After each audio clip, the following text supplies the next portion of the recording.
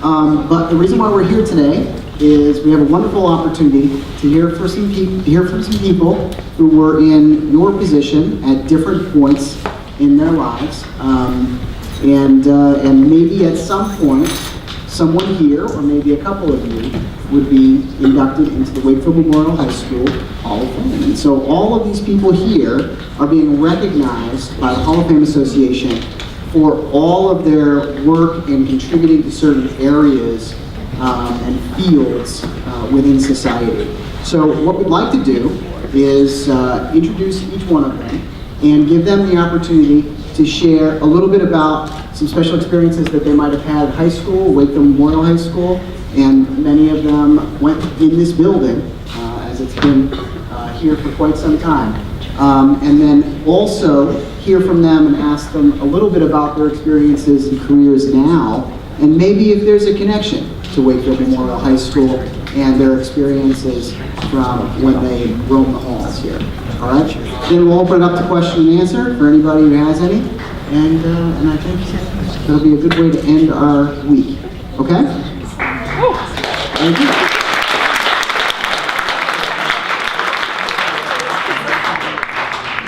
So I'm going to introduce people in order of the field. All right, so these fields are organized in alphabetical order, but all of our alumni here graduated in different years, and their names are all in different alphabetical orders. So we are going to start off in the field of the arts, and we have joining us today Dr. Jessica Means, and she was a graduate of 2005, and she went on to study at Harvard and contribute to the world of theater arts as a musician. And she has a lot of special connections here in the building and still with some people here in this group. So I'd like to introduce Dr. Jessica Means.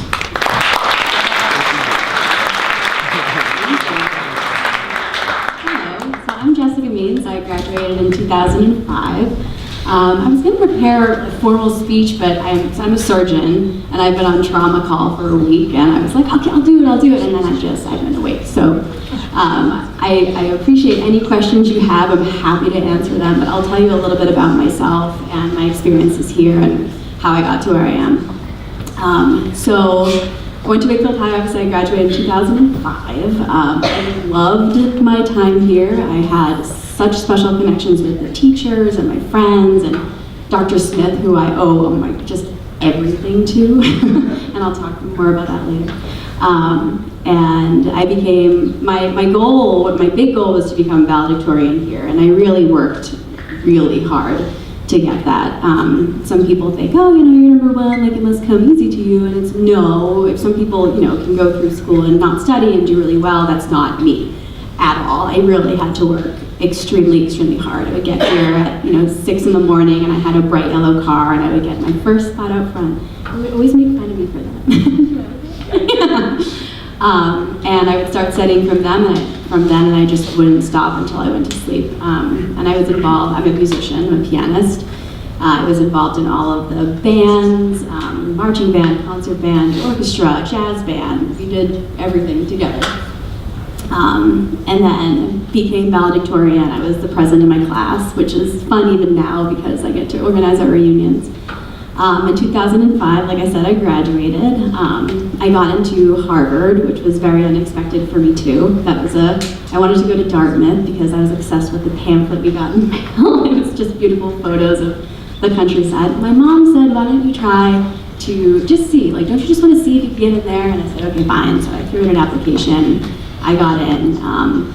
Had 4 wonderful years at Harvard, and actually my time at Wakefield High taught me how to manage my time so well that I could balance Harvard's coursework load and also be the pianist for, I don't know if you've heard of the Hasty Pudding Theatricals, but it's the oldest collegiate theater group in the nation. So I became their pianist, and I was the first woman to be their conductor in 161 years.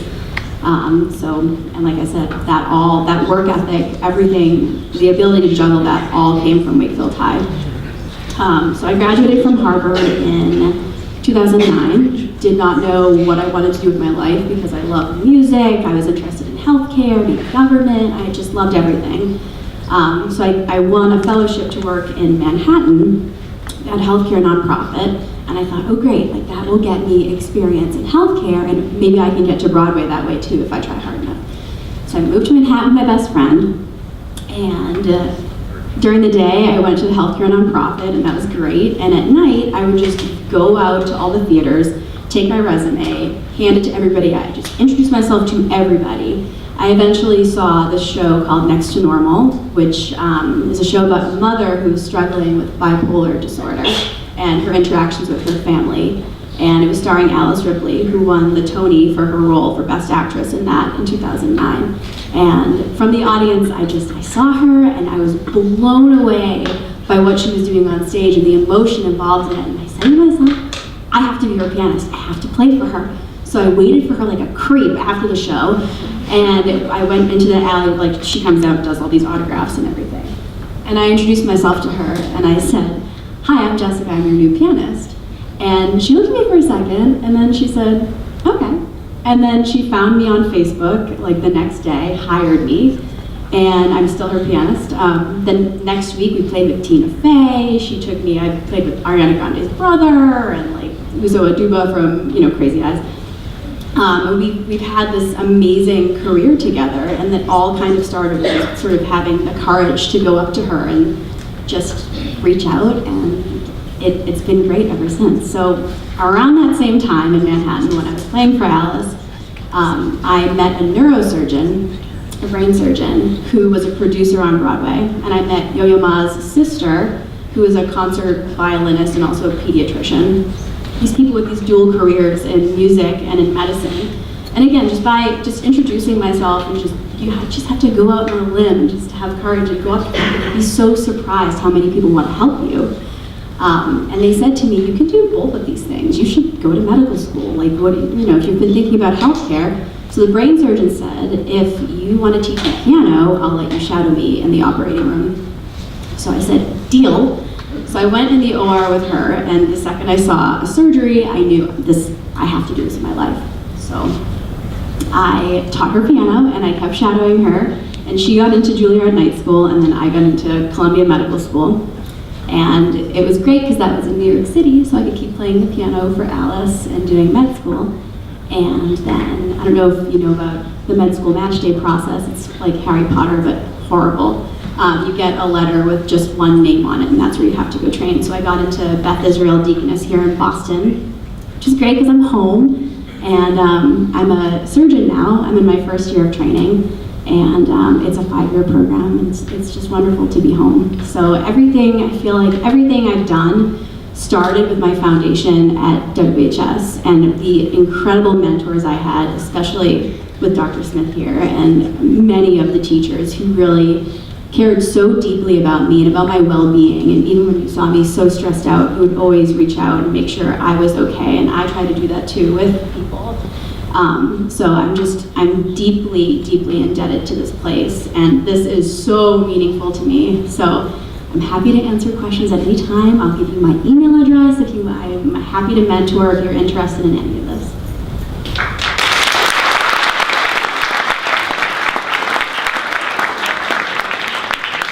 So it's an interesting point that Dr. Means brings up about mentoring. It's sort of a new thing that's happening out in different fields, and you're going to come across opportunities to do that at the next level.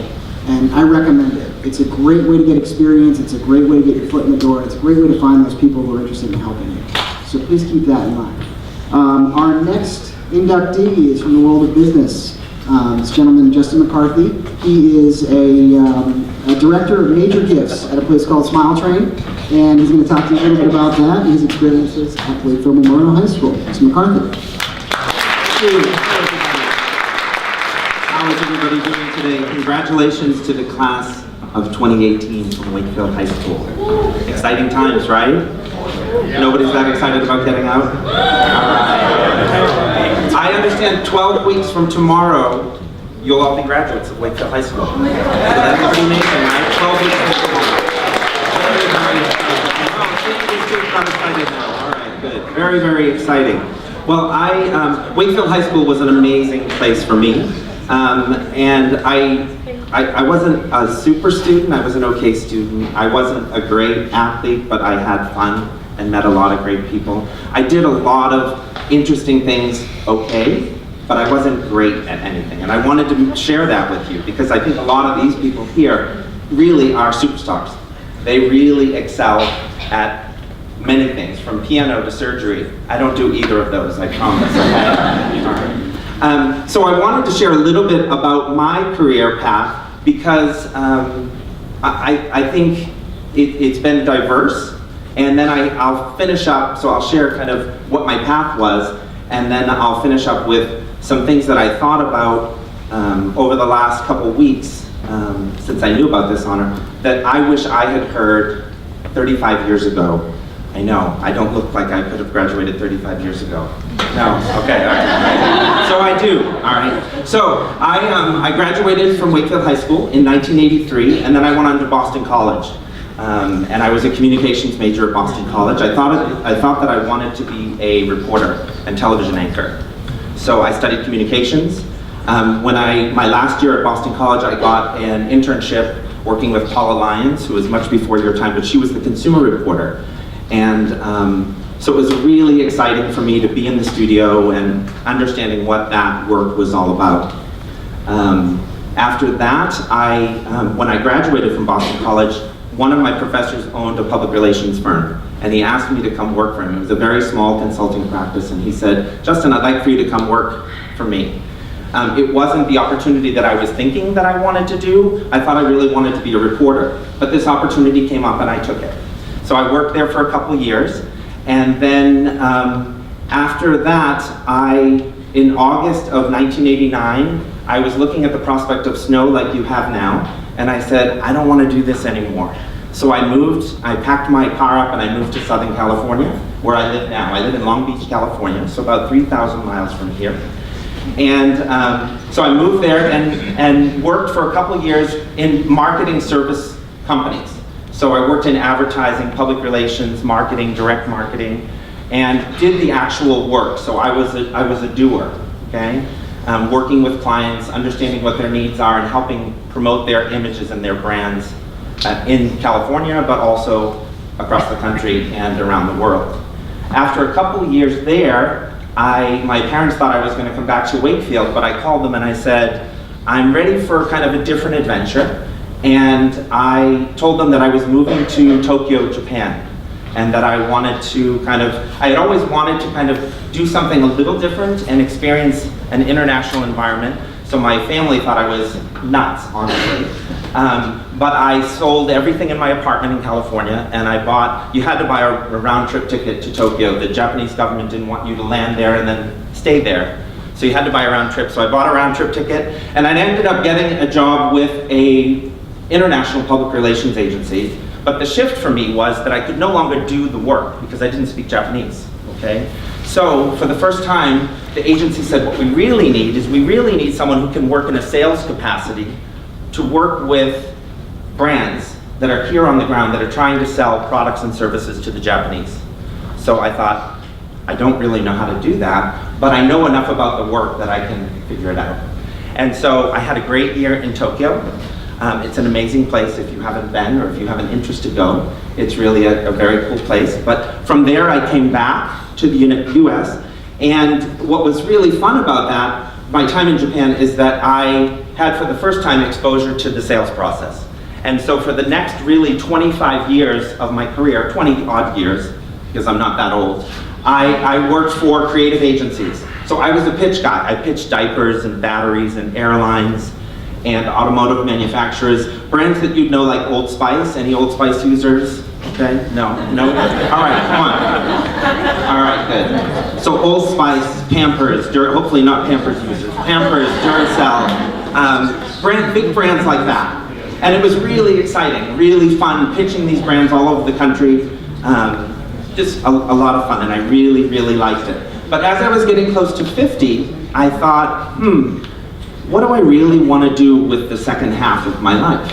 And I decided that I really wanted to make I wanted to use my skills, but I wanted to make a contribution that was a little bit more directly related and benefiting people.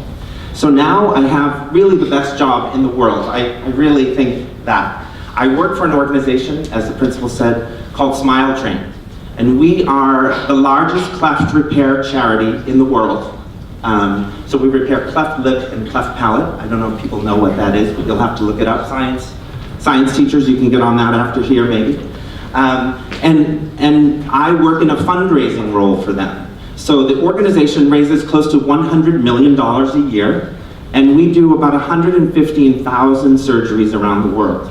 So we kind of give children around the world new life. But the great thing is that I'm really using my skills that I have gathered throughout my whole career to do that work. So it's really fun. I work with wealthy people, I work with corporations and foundations to do these surgeries for free. And it's amazing. It's kind of life-changing for me as well as it is for these students, for the children. So a couple things that I just quickly wanted to share because I'm probably over my time. But one of the things that I wanted to share is anyone that shares their career path with you for 35 years, it's going to be kind of like this, okay? And what I wanted to share with everybody is mine was like this. It was all over the place, okay? Sitting 35 years ago, like you're sitting here now, I never would have known that I could work for an international organization and raise nearly $100 million a year. I never thought that would be what I wanted to do. Remember, I wanted to be a reporter, okay? So, I think that's just important to know. I thought sitting 35 years ago that I really needed to know, what am I going to study in college? What am I going to do, all right? That will evolve over time. And be confident, okay? A couple things that I wanted to share, or what I was thinking about, I have a senior in high school too. My youngest son is a senior in high school. And he's serious thinking, what am I going to do with my life? A couple things that I just quickly wanted to share. I think the first thing you should all really try and do is follow your heart, okay? I think all of us really have a sense of what it is that we want to do in the world. And now is the best time to go for it, okay? All right? Second thing, I think if you're pursuing something that's in your heart, you should try and learn everything about it that you can. Become an expert in it, or keep studying it. Because you'll meet people, and you'll learn about different opportunities that you could never have known were even out there, because you didn't know they were out there, all right? Third thing, I think, is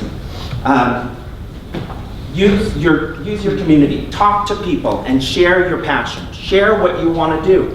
A lot of people don't do that. And that's really, for me, what Wakefield High School and Wakefield has done for me, because I talked to people about what I wanted to do at the time that I wanted to do it. When you talk to people, you'll be surprised, I think. You'll find people that share those passions and maybe have the same interests, but they also may know people that are in it, that can put you in touch with people that can talk to you about what your passion is, and so that you can pursue it.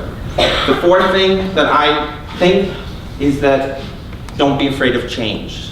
Change happens all the time. I've changed so many times, and it's not always easy. Change isn't easy. Two things about change, though. I think you shouldn't let fear drive your change, okay? Don't be afraid to change, but don't make fear the reason that you change, or discomfort, okay? Everybody has discomfort.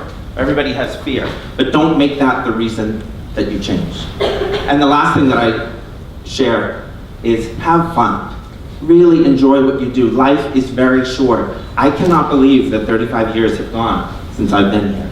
So have fun, really enjoy your life. Make your life what you want it to be. Thank you very much. Congratulations. Thank you all. Thanks so much. I'll see if I can just pull out a couple of gems. Really, I would say one of the biggest things I just heard, communicate with confidence and start doing it. And it's okay if you're not 100% sure of everything, but if you can communicate with confidence, you'll find other people start to have confidence in you.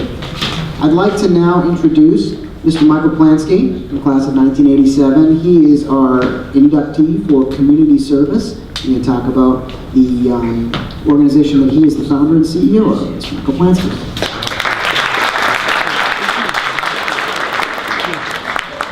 You guys hear me?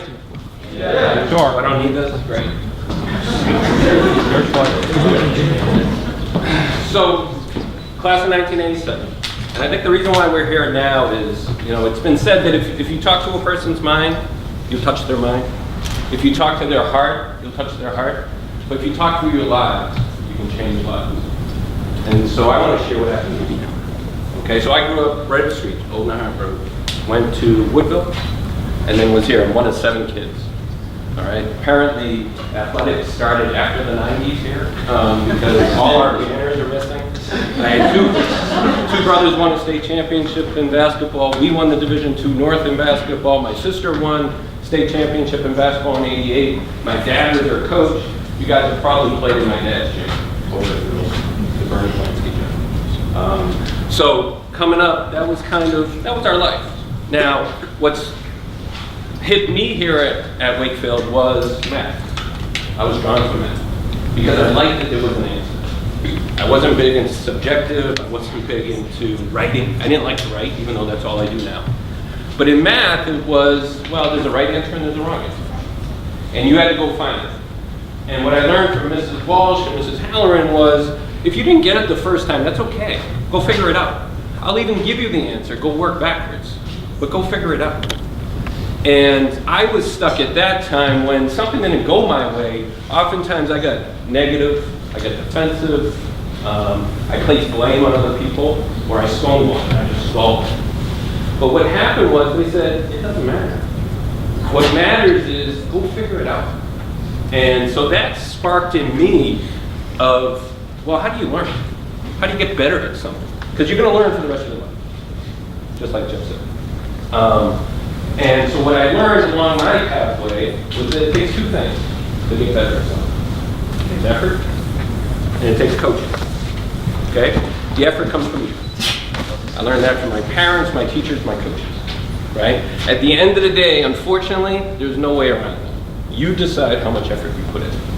Now the other piece is coaching. And the reason why I said coaching is, well, does anyone know where the word coach came from? The etymology of coach. Awesome. Street stays alive. Nobody knows. So before there was motorized transportation, people got around in stagecoaches.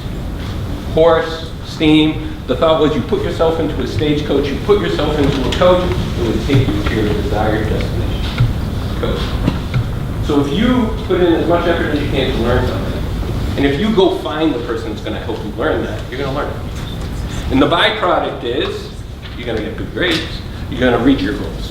But that's the way it works. When I was here, and especially moving up through high school, it was, well, if I do this much work, I'll be able to get a B. If I do this much work, I'll be able to get a B. I mean, I was lucky enough to be a pretty good student, as were my brothers and sisters, but I wasn't trying to learn everything. And then what happened was, I went from here to Fairfield University, became a math major, played basketball and baseball when I was there, at that level, and I was going to be a business person, just like my dad. And then my dad got sick. So it was the end of my freshman year, my dad got cancer. They had just won the state championship here with my sister, and he found out he had lymphatic cancer. I went to my coaches and said, listen, you have to help me get as good as possible, because my dad has to see me play, because there's not that much time left. And I went into the gym every day at 6 a.m. And I would knock on their door, and I would say, listen, let's go, time to work out. Sure enough, they helped me, boom, boom, boom. Let's go. Month after month, and then all of a sudden, it was about 6 weeks in, I knocked on the door and they said, no, go ahead, Mike, do your workout, I gotta do some recruits. Cool. Knocked on the door, said, all right, you ready to go? No, you gotta do some scouting, we're getting ready for the practice game. I was like, all right, I don't care. I would keep going and work out. Knocked on the door, same thing. And at that point, I said, this is crazy. You got a dude that's coming to your door saying, help me, and you're doing something else, screw this, I'm gonna become a coach. And the reality was that second year, so as a sophomore, based on all my hard work, I got a lot of playing time. And I can remember playing at Boston College against Dana Barrow, and my dad was like in the second row. I had a double-digit game, I hit a step-back 3, cut it to 1, we ended up losing by 3 or 4 points. Coming off the floor, he stops me and he says, congratulations, you were right. He passed away at the end of that season. And that led me, though, I had that opportunity that he could see me play. And he made that impact on me of go help other people. So I became a coach. Okay, so now, 14 years as a college coach. Brandeis University, University of Iowa, coach pros like Ricky Davis and Ryan Bowen, get a master's in sports psychology while I'm there. Assistant coach at St. Michael's College, head coach at Salve Regina, head coach at Endicott College. 19 years ago yesterday, my twins. Okay, Megan and Max. Now, here's how they were born. We're coming back, I was at St. Michael's College. I'm coming back from Albany. We had just lost, their mom was at Beth Israel. I was coming to pick her up, bring her home, to bring her to Old Manhattan Road, because there was only 26 and a half weeks. So that's 3.5 months before he's supposed to be born. I walked through the doors, and it was about that. Baby's coming. We thought it was baby's coming. And right into the OR, mask on, emergency C-section, out come Megan and Max, 2 pounds, 2 ounces, 2 pounds, 4 ounces. Max got the brunt of it. Max had cerebral palsy. I go on, start coaching. Now at the time we didn't know I had cerebral palsy. I'm now named head basketball coach at Salve Regina. 6 months later, I am in Springfield College. I get a phone call. Hey, it's got a phone with Children's. Max has cerebral palsy. What are you talking about? When he was born, there was no blood in his brain. There was nothing to be seen. And he seemed to be developing a little bit less than Megan, but no. So who was the first people I told? I put my phone down, I get in, we had practice. Literally get in the van, drive the players to the gym. We start to warm up just like you warm up before practice. I bring them in and I say, guys, today's different. I said, I always told you, not everyone is lucky as you guys. Not everyone gets the opportunity that you get to go play college basketball. They just start the phone. Max is cerebral palsy. He is never going to be able to do what we're about to do right now. I started to cry. And they started to cry. And we said, you know what? Let's get better today for Max. And we had a great practice. And that went for 6 years. For 6 years, we won 6 championships. Max was part of every one of our championship pictures. And that was our rally. Because you gotta remember, life is hard, but this part of it is fun. Right? Our halftime speeches when we were playing was, guys, this isn't cerebral palsy. You know? Let's just do what we've been working on doing. Let's get better at this. But Max had cerebral palsy. So now he's 7, and Max is dependent on others for all things. So I got out of coaching because I was like, I can't run around the country, right? It's kind of blah, blah, blah. I get out of coaching and think I'm going to take care of him to become actually a high school athletic director, assistant principal at Lauralyn. And all of a sudden I noticed Max's quality of life started to go down. And he didn't want to go to school, cried himself to sleep, and he got sick every year. And sick was 3 weeks in children's, was going to make it, not going to make it.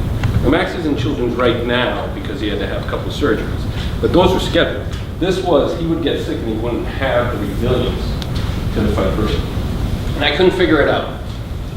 But then he started, so 6 years, this is 6 years this is going on. I'm being an AD, and then all of a sudden it started to hit me, because my education actually came back to me. The number one piece of research I remember from my master's was that after the age of 12, people are most influenced by their peers. Right, think about that. Who are you guys gonna listen to first, right? I looked at Max's life. He was going to a school with only kids with disabilities, and he was coming home and going to his room, he was isolated. He was miserable. I'd be miserable too. You know, my son was, he's got an older brother. He was playing baseball, sports, golf. That's where all his friends came from. Think about where your friends come from. Max's twin, Megan, all in fields. She performed in places like this all the time. She's an a cappella group. She's on iTunes. She's on the a cappella group now at Clark. Max had nothing. So I used my relationships in the basketball world to connect him to Northeast University. And Max now has been a member of their team for the last 5 years. It's totally changed his life. And he is as much a member of that team as anybody else that's there. And so what we started to see in a very short period of time is that when you're isolated, that's bad. What's the number one punishment in America? Go. What's that? Go to your room. Well, a little bit worse than that. Solitary confinement. Don't you think we know what that does to you? If you were the worst of the worst, so bad people go to jail, bad people in jail go to solitary confinement, don't you think that we know that that's our number one thing, what that does to you? So people with disabilities are isolated not because they did anything, it's because they were not included. So seeing this, We then created Eurobus, and it's just what it does. Is we go to college groups, so as you guys matriculate to where you're going to go, we tapped into college groups to say, well, if there's a group, an interest, or something, would you guys be willing to include people with disabilities as part of your group? Because right now they're sitting at home. And luckily they said yes. So it started with Max, it started with a couple kids, and now we're a few years in and we're at 15 colleges. Those colleges are Northeastern, Brandeis, Harvard, MIT, Endicott, Gordon, Salem State, Merrimack, Stonehill, many colleges. We have over 60 individuals, and now what they do is they get a chance to live a full life. And to me, you know, I think we all want the same things, right? At the end of the day, we want to be able to do interesting things. We want to be as independent as possible. We want to be included. And we use the simple definition of inclusion is when you welcome someone into your community as they are, right? Listen, you know, we're a basketball team, and when all my basketball team, we didn't care what you looked like. We didn't care where you came from. We didn't care what your grades were. We didn't care what you wore for clothes. We don't care if you have cerebral palsy. We don't care if you have autism. We don't care if you have Down syndrome. If you like basketball, you're with us. Because social connections are a basic human. And the only way that you can do that is by being connected here. You know, myself, Brian, we were talking about, so 1987, we do go to the Division II North Finals, right? We got girls playing tonight for that, I think, right? And we're playing at UMass Boston, and the whole school was there. And the place was nuts. And I remember looking up, holy crap, how good is this? And I remember the year before that we went to the Garden because the hockey team, you know, was playing in the Garden. And Matt Sardella was standing on his head. So now I'm in the stands with my guys, and we are cheering our minds out. And the thing was that because we were Wakefield, that was our sense of belonging. We could go play with anybody, anywhere. And we were going to let you know because we would show up in the hundreds and towards thousands. And at the end of the day, that kind of is the baseline for what we do for your events. You know, because when it's all said and done, I'm going to leave you with this. We ask our mentors, and that's what they are. They're mentors to these individuals with disabilities to help coach them to what their adult life can do, to do 4 things to have a good relationship. 1, put yourself in their shoes, right? Know they're good. Have empathy, right? But if you start with that, it's a pretty good place. From there, make time. If you're gonna have a relationship, you're gonna make time for the person, right? Don't take it for granted. Number 3, let the person know that they can succeed. Obviously, you're looking at everyone from Wakefield High School here that has had some success. And number 4, always praise the person's successes and their strengths. And if you do that, you're going to have a positive relationship. You're going to have an ability to make change. Because the reality is, you can make change just as we can. Because we all come from the same tribe. We are all Wakefield High School. And there's no doubt that if people standing up here can do it, you guys can do it, but you can probably do it better. Because no one told us this back in the day. Right? We had to figure this out for ourselves. Now it's on you. Thank you.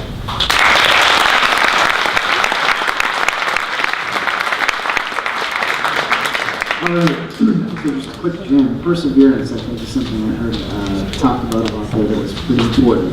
I'd like to now introduce Mr. Peter Light, graduated in 1991, and he is now an educator, and so he is being recognized for his contributions to the field of education. Peter Light.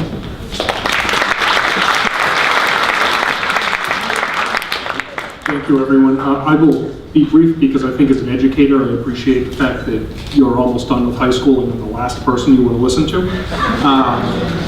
So, you know, just a couple things. I graduated from Wakefield in 1991, as you heard. I was deeply involved in the music program, and I actually think my freshman year of high school was Dr. Smith's second year at Wakefield.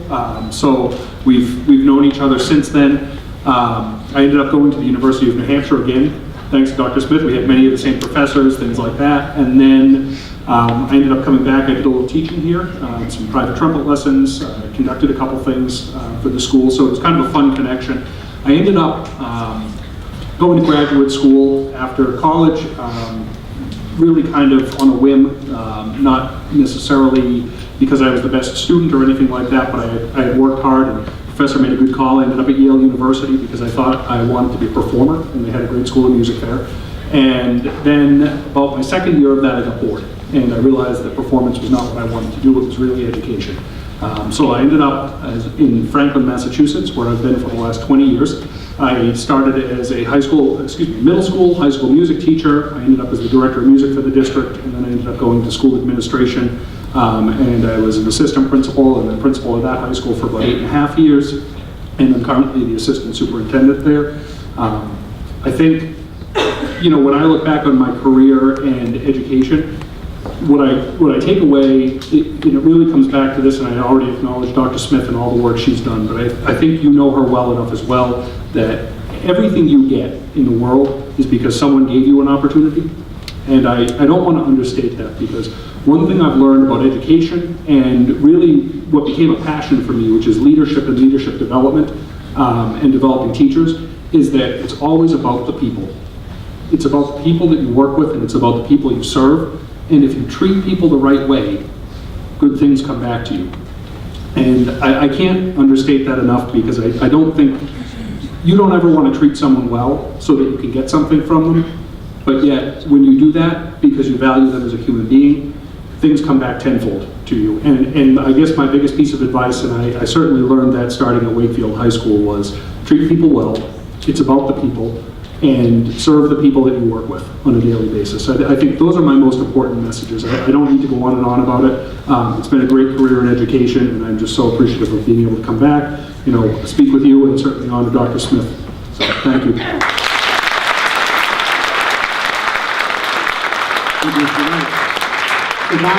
Valuing people, I think that's absolutely paramount to the work that we do as students and teachers in this building. We are running short on time, so I'm just going to give everybody that warning, and I apologize to cut everybody off. In the world of government, I'd like to introduce Miss Judy Babb. She was a teacher here as well for many, many years, and is a former selectman. That's correct.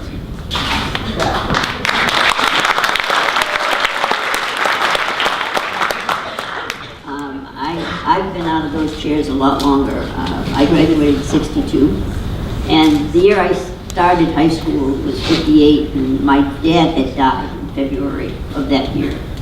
My mom was left with 7 kids, ages 3 to 16, and I was a pretty miserable student the first year. I was frustrated, I was angry, and I had lost my dad, so I was dealing with a lot of stuff. And having taught now for 35 years, I realize everybody comes here as an individual. We all bring our own stuff. We all bring our own problems, issues, and concerns. But how we deal with those concerns is what happens in our life. And if we're successful because we deal through the issues. Everybody has them. We don't always like what we're given, but if we take them and deal with them in a positive way, we will. I was involved early in politics. My Uncle Charlie used to pick us up at 5:30 in the morning and said, "Come on, we're going to go do a drop." "What's that?" "You're going to get breakfast afterwards." "Oh, okay, we'll do it." And we dropped things on doors, and we did that for years.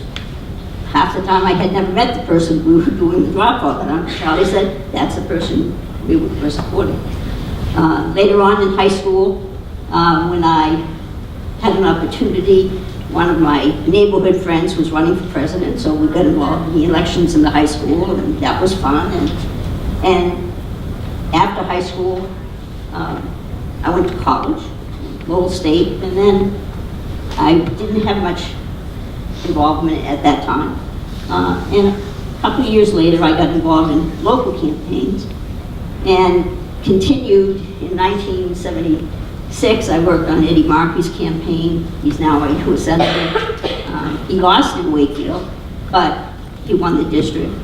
And then the following year, I ran Tom Harkin's campaign, Al Minehan's campaign, and Al won. He was running against Mr. Carney at the time, and there were 2 other candidates. our initial meeting was a month before theirs. They walked into their initial meeting with our first drop. So it was a great start, and we were successful because we planned ahead. I learned how to plan ahead in classes like Joe Connors taught, and the education that I got in Wakefield made a big difference. I went on and worked on many campaigns locally.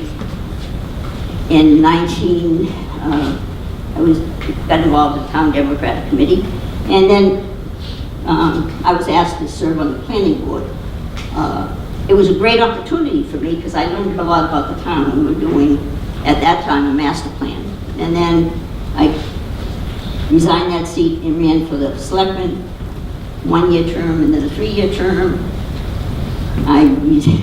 I just served 4 years. I said, that's enough. That's good. I learned a lot about the town, but there are a lot of other people who are qualified. The biggest thing you need to know is that you can do anything. I never thought I would run for office. I never thought I would get involved politically. When I was sitting in your chairs, I was like anyone. I don't know what I want to do. I don't know where I'm going to be.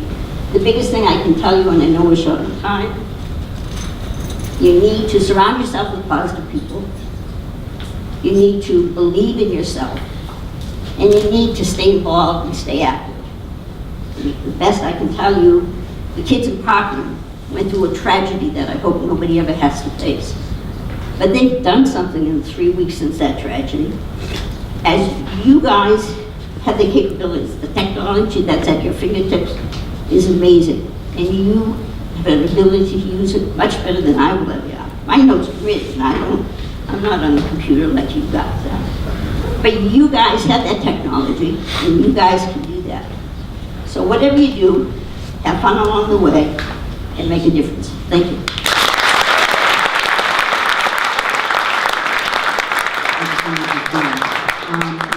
Next inductee from the world of military, Brigadier General Brian Bisacre. So first, congratulations, big deal, right? Graduating from high school, and you should be proud of it. It is a big deal. It's a huge accomplishment. So congratulations. Second, thank you. Right? So, and I think I'm going to speak on behalf of everybody. We've had a great couple of hours here at the school, and the brick and mortar of this place matters, and it's going to matter to you. And coming back is important.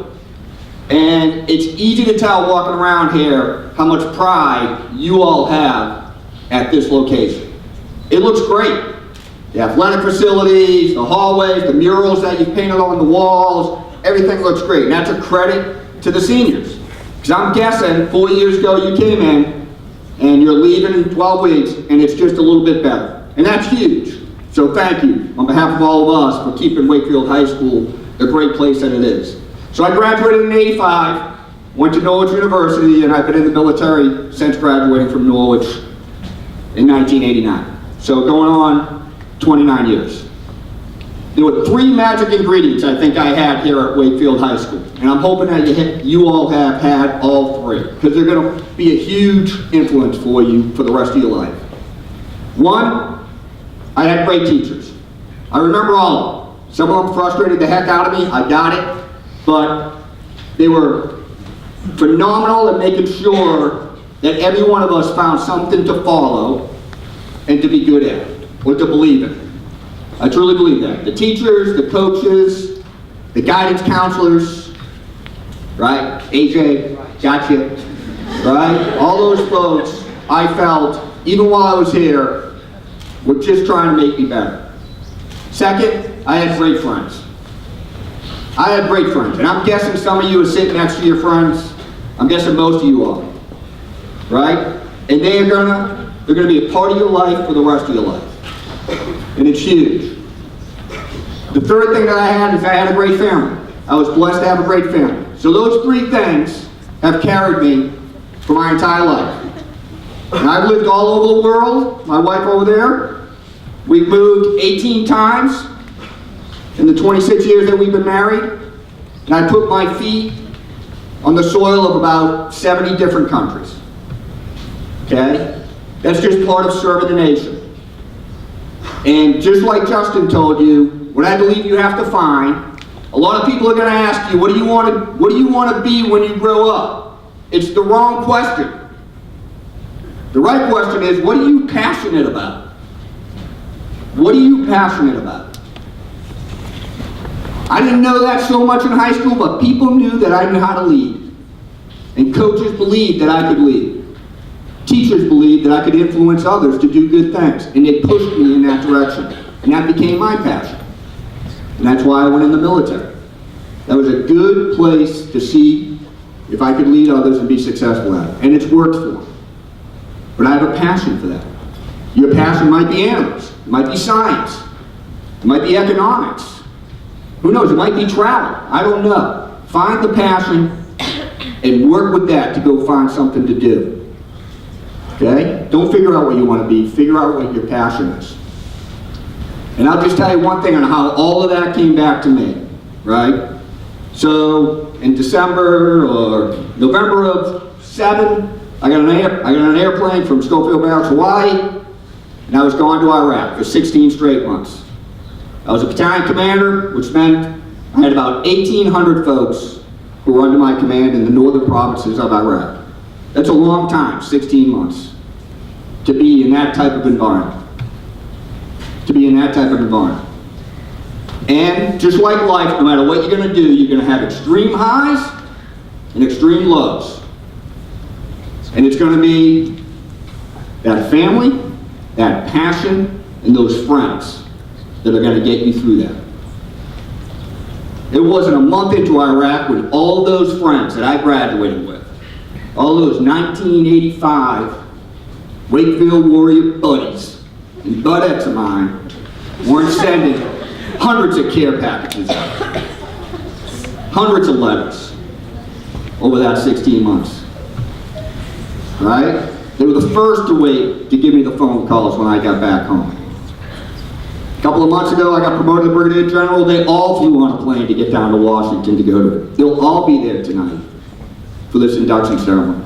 I've blown in and out of this town every once in a while, sometimes going 2 years, 3 years without coming in.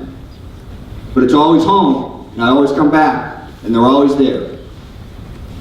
They're always there. Your friends and that passion are going to get you through all that and your family. Good luck to every one of you. I'm proud of you. Congratulations.